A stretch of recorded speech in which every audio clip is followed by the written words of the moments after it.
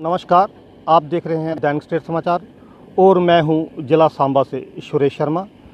आज एक बार फिर हम आपको किसानों से जुड़ी जो समस्या है वो बताने जा रहे हैं, समाचार सुनाने जा रहे हैं कि बीती रात को व शनिवार की सुबह सवेरे तड़के ख़राब मौसम के बाद चली तेज़ हवाओं ने जो है वो धान की फसल के ऊपर कहर बरपाने का काम किया है। और जो कृषि प्रधान क्षेत्र हैं जहां पर ज़्यादातर धान की फसल जो था किसानों ने लगाई थी, वहां पर 50 से 60% जो धान की फसल है वो उसके चपेट में आने से, जो हवा तेज़ चली उसकी चपेट में आने से जो है खेतों में ढह गई है, लेट गई है। आप मेरे पीछे देख सकते हैं दृश्य, मैं कैमरा पर्सन से कहूँगा कि भी आपको बताए। देख सकते हैं ये बासमती की धान की फसल लगी है और किस तरीके से ये धान की फसल जो है पूरी की पूरी जो है वो लेटी हुई है। और मैं आपको बता दूं कि इससे पहले जब किसानों ने धान की रुपाई की तो सूखे की स्थिति का सामना करते हुए धान की रुपाई का कार्य जो था वो किसानों ने मुकम्मल किया था। फिर जुलाई महीने के आखिर में एक बारिश होती है और किसान जो है वो अपनी धान की रुपाई का कार्य जो है मुकम्मल करते हैं। उसके बाद अगस्त महीने और सितंबर के 2 हफ्ते जो ऐसे ही निकल जाते हैं, बारिश होती नहीं है।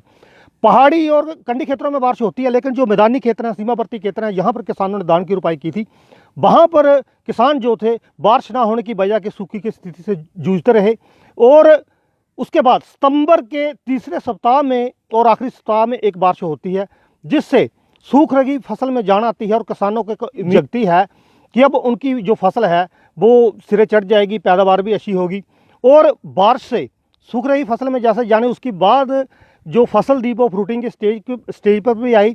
और जो आज सुबह तड़के जो तेज़ हवाएं चली, आंधी चली, तूफान चला, उससे जो अगेती धान की फसल थी, अर्ली वैरायटी जिन किसानों ने लगाई थी, उसके बाद जो अगेती बासमती की धान की फसल लगाई थी, उसके ऊपर तेज़ हवाओं ने व आंधी ने कहर बरपाने का काम किया है।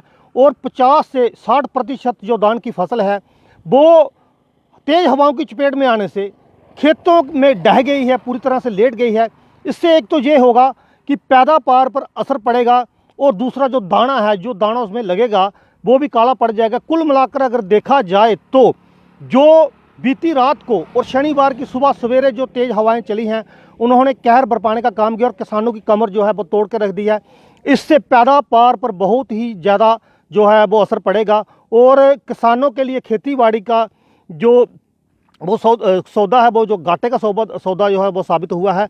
किस तरीके से किसानों ने इस बार धान की रुपाई का कार्य मुकम्मल किया था और अब जब उस फसल को फ्रूटिंग स्टेज पर फसल है उसे मिंजरें जो है लग रही थी, कुछ अगेती फसल थी और अर्ली वैरायटी की फसल तो पूरी तरीके से ही खेतों में लेट गई है और अगेती बासमती की फसल भी जो है वो पूरी तरह से ढह गई है। मैं एक्स सरपंच प्रेमपाल, पंचायत हल्का लगवाल, और मैं बेसिकली पेशे तो किसान हाँ और किसाने की जिहड़ी हालत है कोई 7-8 साल तो दिन ब दिन जिहड़ी है किसानां की मार पवी जा रही है।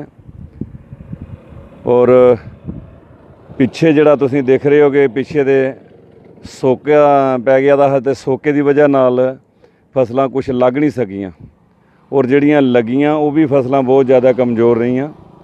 और इस वेले थोड़ी जी बारिशां जिहड़ियां शुरू होईयां, लोगों की थोड़ी उम्मीद बनी कि हाँ जी कुछ ना कुछ चलो साड़ा जिहड़ा खर्चा जिहड़ा है वो मुड़ सकदा। और इस वेले जिहड़ी राती तेज़ हवा चली है, इस तेज़ हवा ने जिन्नियां भी जिहड़ियां एडवांस जिहड़ियां फसलां लगी दियां हियां, जिहड़ियां इस वेले बल्ली अपराई दियां हां, निसर गई दियां हियां, वो फसलां जिहड़ियां ने वो सारियां लेट गईयां ने, तबाह हो गईयां ने। और इहदा जिहड़ा है पराली भी थल्ले जिहड़ी गल जानी है और दाना भी जिहड़ा खत्म हो जाना, इहदा कुछ भी मिलने वाला नहीं है। कणक अगर गिरदी है तो उहदा कुछ ना कुछ मिलदा। और जिहड़ी ये पैडी है, पैडी की फसल एक ऐसी फसल है कि इहदे थल्ले पानी हुंदा, थल्ले गिल्ली हुंदी है, पराली जिहड़ी है इहदी कमज़ोर हुंदी है। इस करके इहदी पराली जिहड़ी है वो गल जानी है और दाना जिहड़ा वो खत्म हो जाना, काला हो जाना। इहदा किसानी जिहड़ा है जमीन भी खाली करनी जिहड़ी है मुश्किल हो जानी है।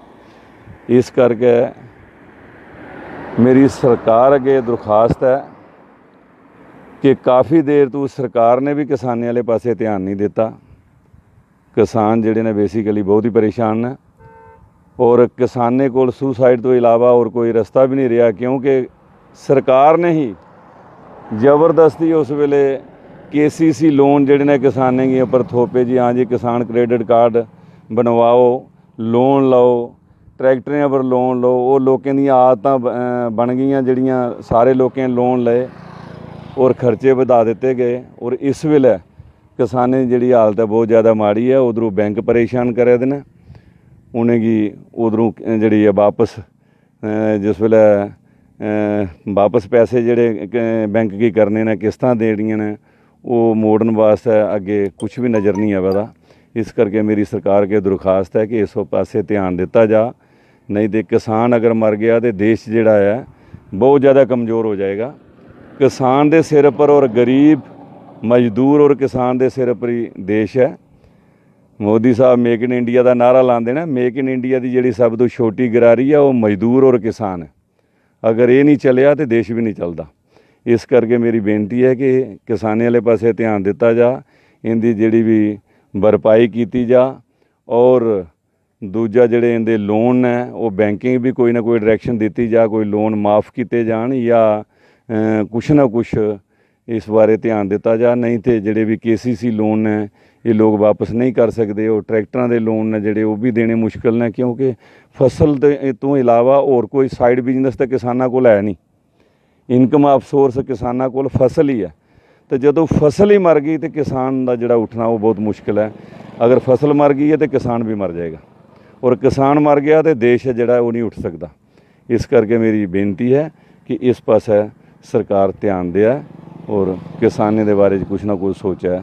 मैं इन्ना ही आखदा आ, जय जवान जय किसान। किसानों ने सरकार का ध्यान इस ओर दिलाया है कि कम से कम जो फसल नुकसान हुई है उसका उचित मुआवजा जो है सर्वे करके किसानों को मुहैया करवाया जाए, और KCC का ऋण जिन किसानों ने लिया है उसके ऊपर भी सरकार जो है गौर फरमाए और कुछ ना कुछ छूट जो है उसके ऊपर दे, ताकि किसानों को थोड़ी राहत मिल सके। मुझे और मेरे सहयोगी राजू शर्मा को दीजिए इजाज़त और देखते रहिए डैंग स्टेट समाचार।